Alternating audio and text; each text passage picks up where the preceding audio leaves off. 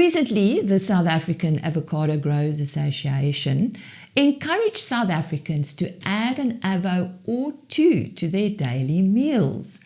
To talk to us about this initiative and the local industry is Derek Donkin. Derek, yes, what was the reason for this drive?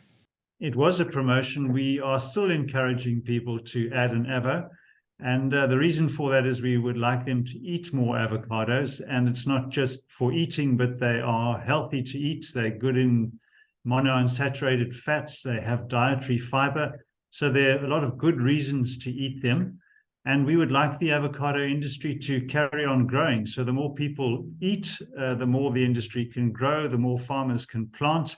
And then you have really good spin-offs to the economy, to employment, and all the good things that our country needs. As far as I am aware, Africa is a large player in the world as far as the avo market is concerned, and thinking of Kenya specifically. Am I correct in this statement? And where do we feature as far as production in the world is concerned? So Africa is reasonably important in the total global production.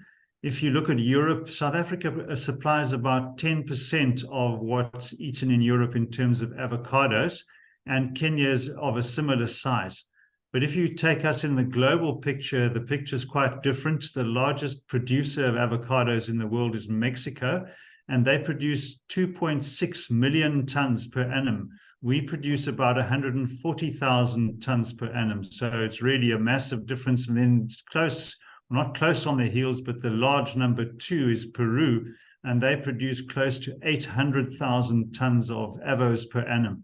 And they're our major competitor in the European market. So 10% is an important market share, but we by no means the largest role player. But still, the industry is significant in South Africa and Africa. So we export about 45 to 50% of our crop. This year we'll have a high export percentage. We will be looking at about 80,000 tons export, which is a good volume for our industry. Can we focus on the local producer? Where do we produce avocados these days, and how healthy is our industry at the moment? Okay, so we produce avocados right from the north, just north of the Soutpansberg, which is near the Zimbabwe border, and all the way as far south as Somerset West. So that's just about from north to south in the country, and along the eastern side where the rainfall generally tends to be higher and where we have subtropical or Mediterranean climates. The Limpopo and Mpumalanga provinces have traditionally been where most of the production is, and still about 60% of the production comes out of Limpopo province. But what we've seen in the last few years is quite a lot of development in KwaZulu-Natal, and particularly the Western Cape around the George area. And those areas are in a position to be able to produce later than the traditional production regions.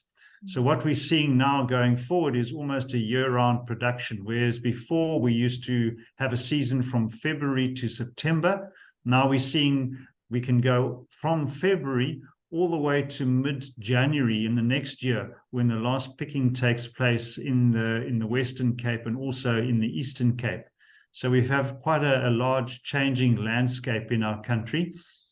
Some of the challenges that the growers are sitting with at the moment, I mentioned earlier that Peru was our main competitor in Europe. Worldwide, there's been quite a growth in avocado production because it's such a popular fruit. It's been profitable to grow, but we foresee that over the next 5 to even 7 years that the rate of growth in demand for the fruit is probably going to be less than the rate of growth in supply. So this is definitely a challenge. So how are we going to meet that challenge? I think there are a number of ways. The first one is to grow the number of markets that we have. So we are looking to get into new markets, for example, China, India, Japan, and the USA. So that will allow us to sell over a broader number of markets.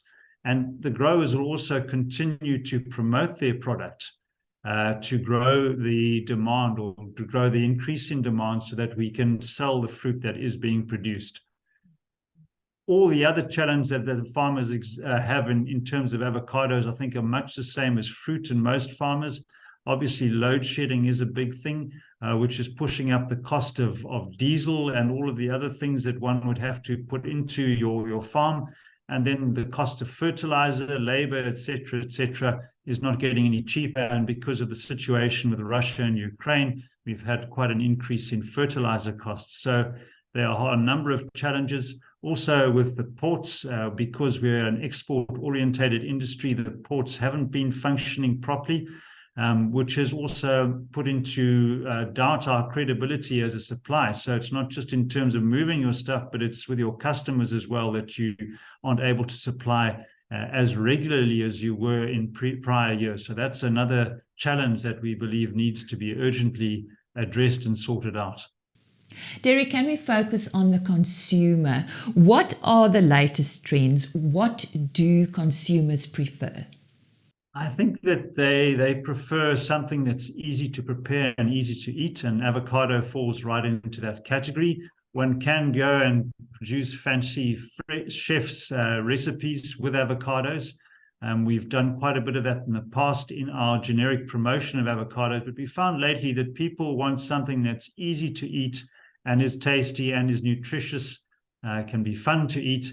And so avocados fit right into that. So when we say add an avo, we're also saying add an avo to your starter, to your main course, to your dessert. And there are many ways of doing that. So I think avocados fit into the trend of ease of preparation and also healthy eating.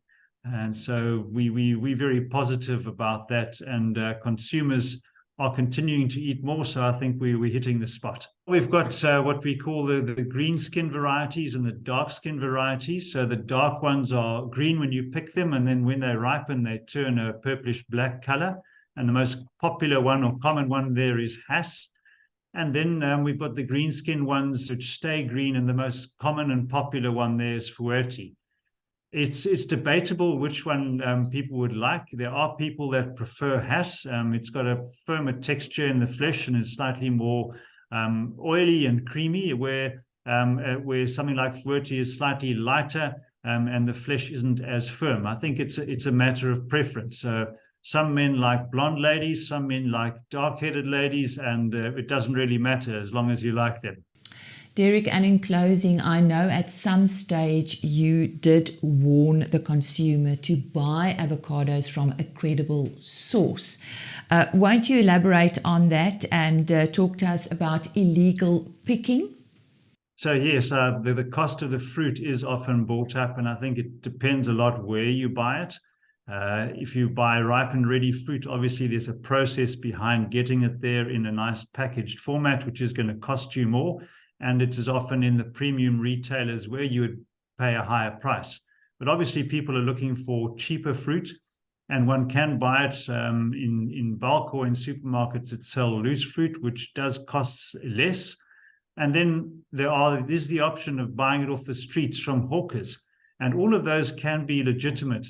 But the problem we sit with is that there is theft out of orchards, and not just one or two avocados, but it can be on a large scale. And some of that will move, or a lot of that will move into the informal sector. So if one really wants to be safe and say, well, I'm not going to be buying stolen fruit, then you're probably best buying the premium ripe and ready to eat fruit. But buying from hawkers, there is certain grades of fruit that will go into that, and it makes it difficult. So what we normally say is that a commercial grower of fruit picks his fruit with the stalk attached to the fruit. So that helps preserve the quality. It stops rot starting at the stalk end of the fruit. And if you see fruit being sold that really looks good, no blemish, etc., it's nice large fruit being sold for a low price on the street, and there's no little stalk attached to the fruit, then chances are higher that that fruit might have been stolen. There are certain times of the season where Hass can be snap-picked commercially later in the year, but generally that's not the case. So if you're being careful and you see a whole lot of fruit without stalks, you can be asking the question, was that legitimately harvested and bought from a farmer, or has it come via a stolen route? Our thanks go to Derek Donkin from the South African Avocado Growers Association. giving us some perspective on the local industry. And remember to add an avocado or two to your daily meals.